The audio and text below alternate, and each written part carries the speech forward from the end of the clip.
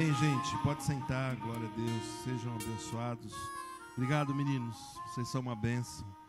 Não saia, viu? Não vai embora não, viu? Não vai embora não, tá? Tem culto de oração hoje, tá? Vocês não vão sair não, né? Ia tocar em outro lugar? Então tá bom, foi uma impressão errada que veio no meu coração aqui. Abra em Jó capítulo 4, versos 7 a 11. Jó capítulo 4, versos 7 a 11. Jó, a noite de oração. Eu quero só continuar um pouquinho aqui para a gente conseguir receber umas direções, inclusive do que nós vamos orar hoje, amém? Lembra-te, diz assim: lembra-te, acaso já pereceu algum inocente?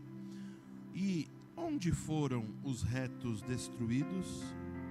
Segundo eu tenho visto, os que lavram a iniquidade e semeiam o mal, isso mesmo eles cegam.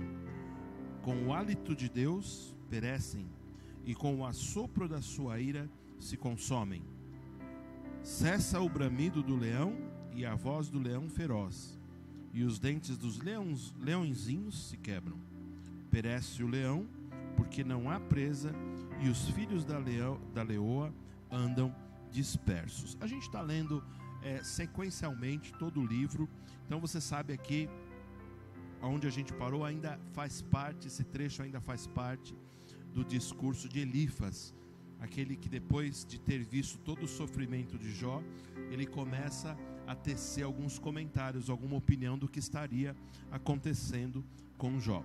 E eu falei para a gente tomar um cuidado, para a gente sempre ter a doutrina correta, para a gente sempre zelar pela doutrina correta, amém? Você pode dizer amém? Por que é importante, pastor? Porque a doutrina correta, ela vai ser a base para a unção. Eu não sei quantos lembram aqui, mas uma vez eu preguei sobre o Logos e sobre o Rema. Vocês lembram? Lembram? A questão do Logos, que é a palavra. Lembra que eu te falei que é a base? O Logos é a palavra escrita, ela é a base para a gente fluir em qualquer doutrina. A gente sempre tem que ter um cuidado com a doutrina. Eu vou até lhe dar uma sugestão, quando você for pregar, quando você for ensinar alguém, é a minha opinião, isso não está como uma regra.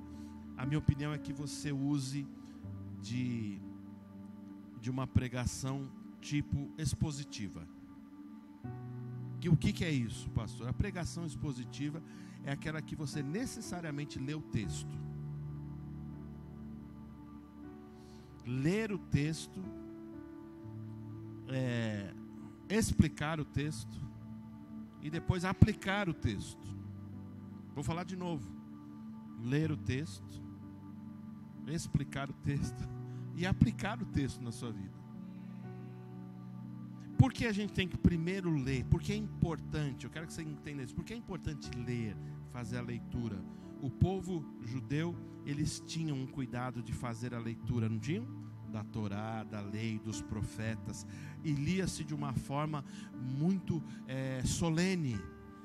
Porque eles pegavam aquele momento, era muito importante só o fato de você estar lendo aquelas palavras. Olha que coisa interessante. Não havia, acredito eu, não havia nem tanto uma preocupação ou uma concentração na explicação dos textos, mas você vê que nos rituais judaicos eles tinham mais a questão do ler. O que nós fazemos hoje? Nós somos uma comunidade, digamos assim, que a gente pegou a forma, o estilo judaico.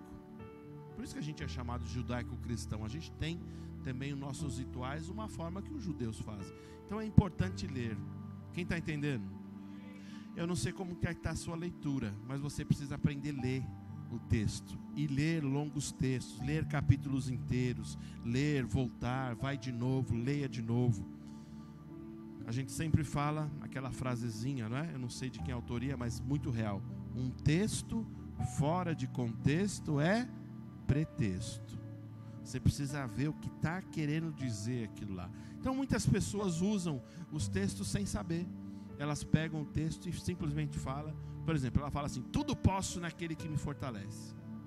Aí ela pega, não viu o contexto. Ela acha que ela pode fazer todas as coisas. Não tem nada a ver. Paulo estava falando o quê? Que eu tudo posso sofrer naquele que me fortalece. O contexto ali era de sofrimento. Quem conhece a Bíblia diz, era ou não era? Era.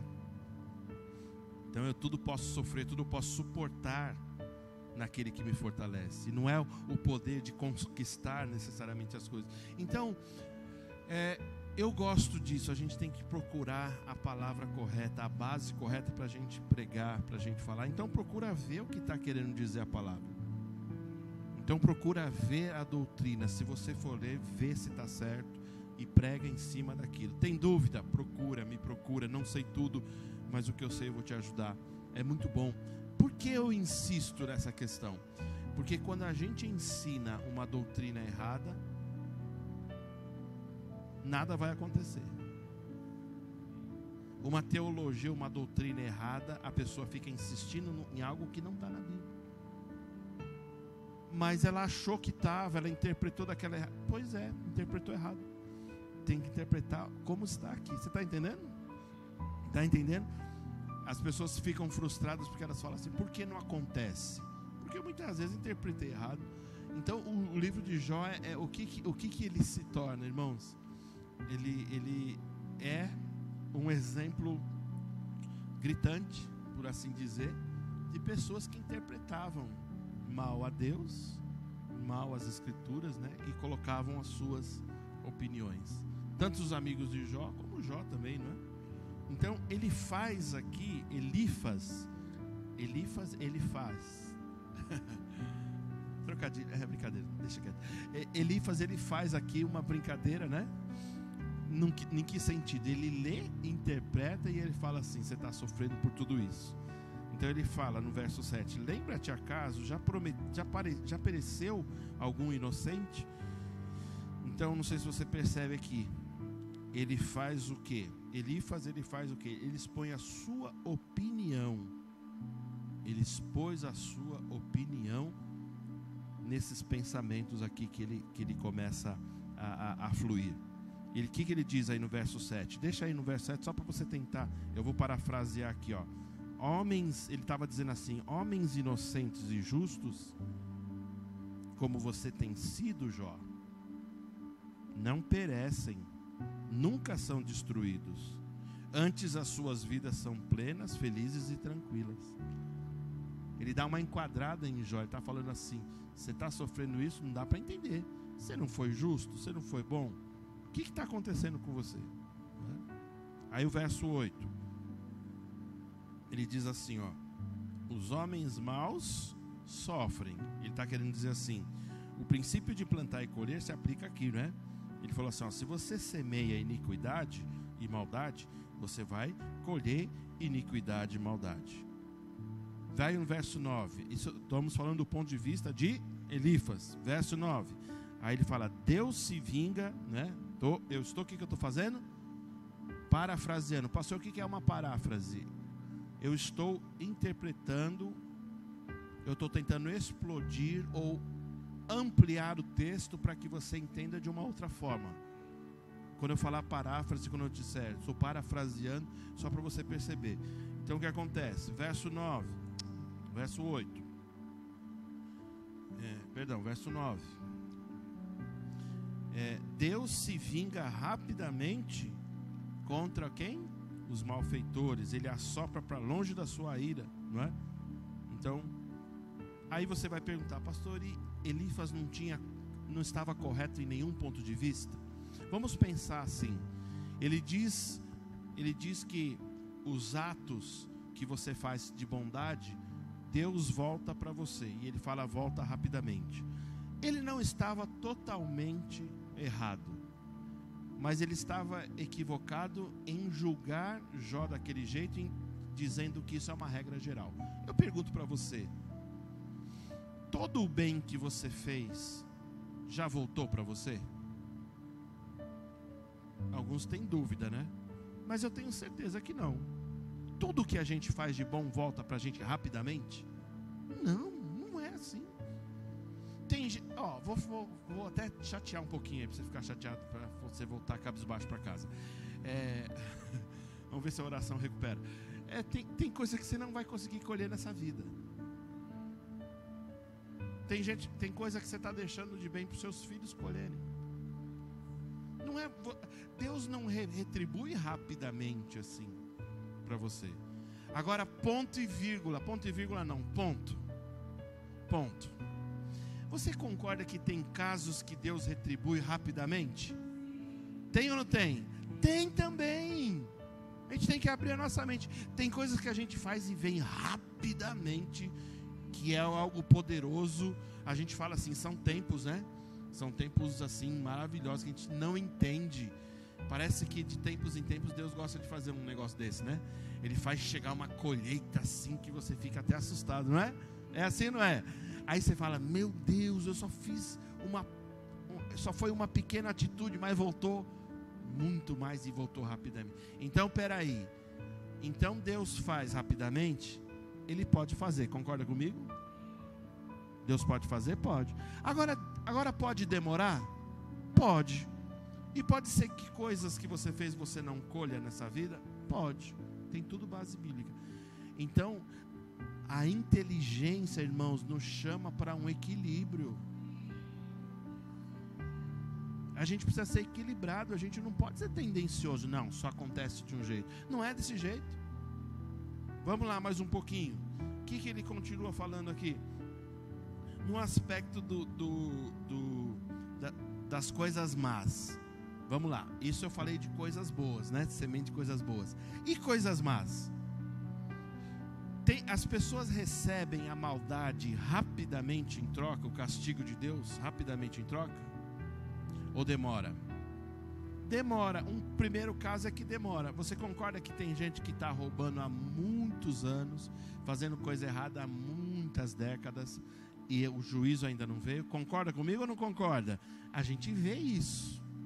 A gente vê. A gente vai ver Asaf, por exemplo, no Salmo 71, não é? Ele fala da indignação dele, no sentido de que ele viu os maus prosperarem, não é isso? Ele fala assim, os maus fazem e tem tudo. Eu ando correto e estou sempre na pindaíba. Mais ou menos isso que ele fala. Então eu pergunto para você, a maldade vem rapidamente para os ímpios? Não. Esse é o primeiro caso. Agora vamos lá. Pode ser que a maldade venha rapidamente para o ímpio? Sim, tem casos que vem. A pessoa está errada e o juízo vem rapidamente. Tem coisas que a gente não pode colocar numa regra e falar assim, não, só acontece desse jeito. Não, tem coisas que vêm rapidamente. Não é isso? E outro caso, tem pessoas que estão se enganando na maldade a vida toda e só vão pagar na eternidade? Tem pessoas que vão morrer fazendo mal, porque elas acham que não vai ter a paga delas, mas na eternidade, no inferno, vai ter. Então, casos e casos. A gente não pode colocar uma regra geral. Você está comigo? O que eu estou falando com tudo isso? Para quando você olhar alguém, perceber alguma situação, a gente não sabe. A gente não sabe. E tem coisa que, sinceramente, é melhor não saber. Tem coisa que é melhor falar assim, Senhor, esse assunto é do Senhor aí, eu vou descansar, porque se eu mergulhar nisso eu vou ficar meio doido, né? A gente fica doido, né? Tem coisa que se a gente tentar saber os porquês, meu Deus do céu. Então tem coisa que, desculpa com todo respeito a você, não é da sua conta e não é da minha conta. Coloca um texto que me veio ao coração agora, nem tinha pensado nele, mas me lembrei que eu gosto muito dele. Deuteronômio, capítulo 29, verso 29. Olha lá, diz assim, ó: as coisas encobertas pertencem ao nosso Deus, porém as reveladas nos pertencem a nós e aos nossos filhos para sempre, para que cumpramos todas as palavras dessa lei. Tem coisa que é de Deus, tem coisa que é... gente, desculpa, mas Deus é um Deus também, é um Deus de mistérios também. Deus tem mistérios. A gente gosta de falar, não, Ele é um Deus de revelações. Eu concordo. Ele é o Deus das revelações. Ele revelou Jesus. Ele tem revelado coisas ao nosso coração, coisas do mundo vindouro. Agora você sabe todas as coisas? Não sabe não. Tem coisas que é mistério de Deus. Então, Tem formas que Deus trabalha na sua infinita sabedoria e na sua infinita soberania. A gente precisa aprender mais a falar sobre sabedoria e sabedoria. Eu falei soberania, é mistura de sabedoria com soberania. Não sei se você sabe, tá? Mas a gente precisa aprender a fluir mais em soberania de Deus. Ele tem as suas formas de trabalhar. Os americanos, o norte-americano, de uma forma geral, eles usam muito nos filmes, acho que você já viu, eles gostam de falar aquela frase, né? Deus trabalha por caminhos misteriosos, não é isso? Já viu? Vários filmes eles usam isso, né? Deus trabalha por caminhos misteriosos. Eu digo a você, não é muito bom você achar que Deus é um Deus misterioso, porque o nosso Deus é de revelações, mas Ele tem sim as suas formas de trabalhar. Pensa comigo, Jeremias um dia falou as palavras, né, de Deus na boca do profeta. Os meus pensamentos são o quê? Menores, iguais ou maiores? Eu disse isso aqui. A gente às vezes fica pensando, não, mas na nova aliança nosso pensamento é igual a Deus. Não, calma, criança, calma. Vou tirar o brinquedo de você. A gente precisa crescer e entender que Deus Ele não está fazendo uma declaração para dizer assim que vocês estão longe de mim. Pelo contrário, Deus Ele quer a gente próximo. Deus quer habitar no coração do homem. Essa é a revelação do Evangelho, não é? Ele querer, desejar habitar no coração do homem. Então, Deus não quer ficar longe. Mas veja, Ele diz que o pensamento é maior por quê? Porque Ele tem estratégias divinas superiores a nós. Nós enxergamos as coisas por um caminho ou numa ótica. A gente tem uma inteligência e tem pessoas que têm uma visão até privilegiada no sentido de falar assim, puxa, eu consigo ver vários pontos de vista, mas a melhor cabeça não vai se comparar à mente de Deus. O que eu tomo de prática para tudo isso? Aprender a descansar, saber que os caminhos de Deus são maiores, são mais excelentes. Ele tem para nós caminhos de paz, Ele tem para nós tempos de paz, Ele tem descanso para a nossa vida. O que eu não entendo, descansa. As coisas encobertas são para quem? Pertencem a quem? Está encoberto, tem coisa que não está claro. As pessoas às vezes confundem e entram numa frustração, gente. Entra numa frustração, fala, não, mas eu tenho a revelação. Não tem tudo, você tem um pouco. Você já leu 1 Coríntios 13? Não vamos ler hoje não, veio ao meu coração de novo. Quando Paulo ele fala do amor, não é isso?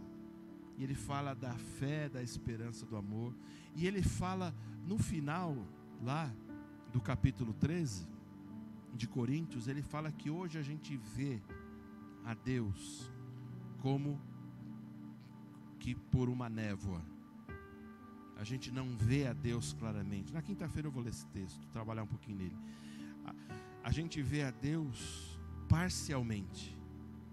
Quando eu dava aula no Rema, eu gostava de usar esse texto na aula de caráter de Deus, mas eu usava muito a ideia de um retrovisor de carro.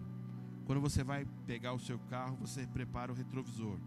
Os carros têm o retrovisor esquerdo, o central interno e o direito externo. O que você faz? Você dá uma ajeitada para enxergar o que está acontecendo lá atrás, sim ou não? Para você não ter que ficar virando. O espelho está fazendo esse trabalho para você. Agora eu pergunto para você, quando você está dirigindo,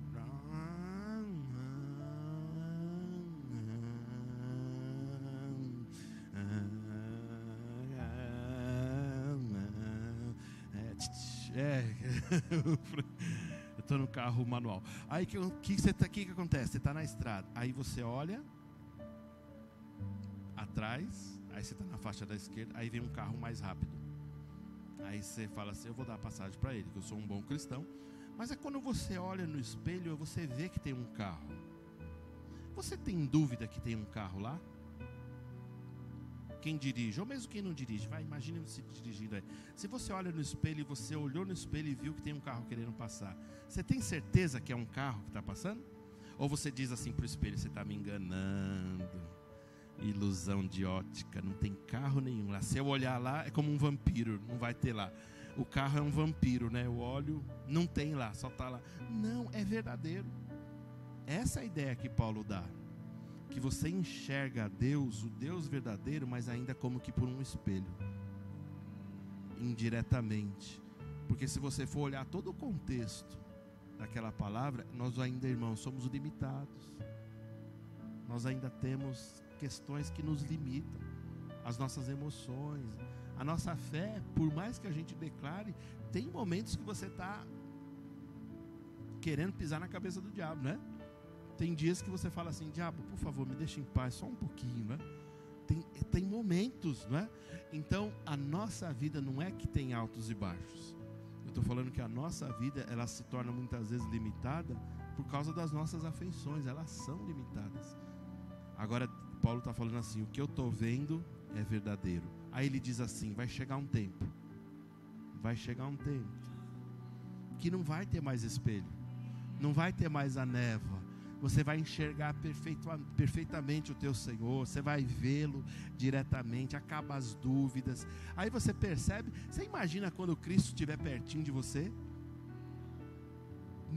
Por mais que você já tenha o corpo glorificado, entenda, toda a eternidade vai ser de aprendizado. Você vai continuar aprendendo com Ele. Você acha que você não vai ter uns bons momentos de chegar e fazer umas perguntas teológicas para Jesus? Eu vou. Se vou. Nós vamos, né, pastor? Meu Deus, vamos chegar e falar: Senhor, me explica isso. Por que acontece isso?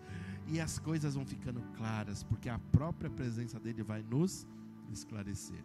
Enquanto isso não acontece, o que eu faço? Fico na palavra. É o lugar mais seguro que eu tenho, irmãos. É a base mais segura, não é os meus sentimentos. Está entendendo? Porque o meu sentimento, ele pode variar. Então a palavra é o caminho mais seguro. A doutrina correta é o caminho mais seguro. E se você puder, e eu sugiro que você faça isso, se aprofundar um pouco mais, procure aprender a interpretar os textos. Porque você vê o que realmente está querendo dizer naquele texto. Eu tinha alguns problemas com algumas pessoas, porque eu falava algumas coisas e eu falava: o contexto é outro. Não, mas o princípio vale. Nem sempre o princípio vale. Quando a gente usa, não é? É do coração de cada um. Quando a gente usa um texto fora de um contexto, mas tem um princípio que você não está achando outra palavra, você está usando aquele. Eu digo a você: procure um que se encaixe perfeitamente. Porque a palavra está cheia de doutrina, cheia de ensinamento, e certamente não vai faltar um texto que você precise para aquilo que você está precisando. Agora, o que a gente precisa fazer para terminar? A gente precisa tomar um cuidado. A gente não faz... Por que eu falei da pregação expositiva? Porque ela primeiro nos dá a base no que nós vamos fluir. Eu não lanço uma ideia e procuro base bíblica. Isso é o problema de algumas pessoas. Começa a fluir em coisa errada. Eles lançam uma ideia, aquela conversa mole: Deus falou comigo. Aí, falou mesmo? Falou. Aí ele começa que nem um doido no dia seguinte procurar um texto para achar. Não estou achando. Acho que não foi Deus, hein? Não é? Porque se Deus tivesse falado, teria uma base. Deus primeiro tem que falar na palavra, na doutrina. Aí ele enche o teu coração de um princípio que está onde? Na palavra, amém? Se Elifas tivesse sido cauteloso em fluir, não é? Numa doutrina correta, ele cita porções, ele cita alguns pontos de vista, e ele começa a trazer uma ideia deturpada. É muito triste quando uma pessoa conhece só um pouquinho da palavra. A Bíblia diz que nós precisamos ser obreiros aprovados. O obreiro aprovado, ele tem que conhecer, como diz, né? Manejar bem a palavra da verdade, não é isso? Conhecer, manejar bem, entender o que está dizendo, qual o contexto, o que está falando, para você não falar bobagem. Não é? E isso vai nos dar uma segurança para que eu não pegue uma porção só e tente distorcer, ou ainda que pegue uma porção grande, interprete do meu jeito. A gente tem que interpretar do jeito que a palavra está dizendo. Amém, gente? Amém? Eu quero que você cresça, eu estou desejando que você cresça, que você seja maduro, que você seja experimentado na palavra. E eu vou fazer um desafio aqui para você. Vou provocar você agora aqui. Se alguma coisa ainda não aconteceu na sua vida, não coloque responsabilidade em Deus, mas procura ver se você está seguindo um princípio. Porque é a tendência do ser humano acostumar a ouvir coisas e dizer assim, está tudo bem, mas Deus está falando através do profeta. Não está não. E está falando assim, ó, tem coisas que não estabelece, não acontece na sua vida, não começa, não decola. Por quê? Porque tem um princípio errado. Tem um princípio errado. Você lembra um princípio simples, que só para a gente lembrar aqui, Deus fala assim, seja fiel, aonde? No pouco. Deus não olha a quantidade, não é só financeira, mas daquilo que você oferece a Ele, não é isso? Fidelidade no pouco. Ele precisa ver isso, a fidelidade no pouco. Fidelidade no pouco é fidelidade nas coisas simples. Por isso que você precisa rever os seus conceitos para 2023. O ano do Itaú, o ano do Illuminati, meu Deus. O ano de você fechar as contas nessas grandes empresas do mal. Vamos lá. 2020, você precisa rever os seus conceitos. Em que sentido? Jesus, eu falo isso há 10 anos. Meu Deus. Você não podia mais faltar em culto, né? Uma coisa parece ser uma coisa tão simples, mas foi uma coisa que Deus construiu tanto na nossa vida. Deus construiu tanto. Deus não me pedia nada demais. Ele pedia fidelidade de estar presente nos cultos. O pastor Janduí, o que ele pedia? A fidelidade. E ele era muito, muito desagradável às vezes para a alma. Porque ele falava assim, cancela tudo que você tem. Dia de culto não é para marcar outra coisa. E aquilo num primeiro momento eu achei um pouco, umas garras assim meio humanas, mas foi como Deus me formou. Porque ao andar e ao obedecer, as coisas foram sendo estabelecidas na minha vida. Já falei isso para você, a unção de Moisés que passou para Josué foi simplesmente por ele servir, por fazer as coisas mais simples, estar presente, levar a capa, servir a água, tirar a sandália, lavar o pé. Está entendendo? Você percebe? Algumas pessoas, o meu coração fala isso. Eu estou falando isso, irmãos, porque o Espírito Santo sempre me chama a falar isso. Quando ele falar para eu parar de falar, eu vou parar. Algumas pessoas estão andando comigo já há quase 10 anos, mas patinam, porque não seguem princípios. Quando o princípio foi estabelecido e eu escrevi algo para a liderança muito forte hoje. Quando você não se permitir mais, fala assim, você vai obedecer. Você confronta você mesmo. Alguém vai falar assim, é terça, quinta, domingo. Não, eu tenho compromisso no culto. Não, mas eu tenho compromisso. E quando você não se permite, o que você faz? Você vai estabelecer um princípio. As coisas vão acontecendo e quando você vê, Deus te acrescentou sabedoria, Deus te acrescentou graça, Deus te acrescentou conhecimento. Repare, quando a gente analisa o Ministério Verbo da Vida, as pessoas que são as maiores lideranças do ministério hoje, são aquelas que estavam com o pastor Bud o tempo todo. A gente estava numa formatura esse final de semana na Vila Matilde, a gente viu um filminho lá. Todas aquelas pessoas serviram ele, ficavam com ele direto, não faltavam num culto, não faltavam em um momento. Você percebe? É onde Deus faz as coisas acontecerem. Essa é a doutrina. Essa é a coisa simples que as pessoas às vezes não seguem e depois ficam perguntando por que não acontece. Mas existe graça para nos perdoar e Deus fala assim, tá afim agora? Vai pegar firme agora? Quer que eu faça algo mesmo? Eu quero, Senhor. Então pega firme.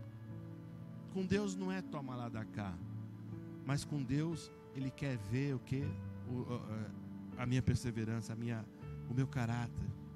a minha personalidade de falar assim, eu quero mudança. Meu Deus do céu. Fica de pé. Quero que você ore por você, tá bom? Quero que você ore por você. Você tem uma doutrina boa? Você conhece uma doutrina boa? Você tem a palavra no seu coração? Então, ore por você. Ore para que Deus aplique essa palavra no seu coração e as coisas mudem na sua vida, tá bom? Levanta sua mão bem alto. Começa a orar, começa a interceder. Você precisa que eu ore? Você pode orar por você mesmo?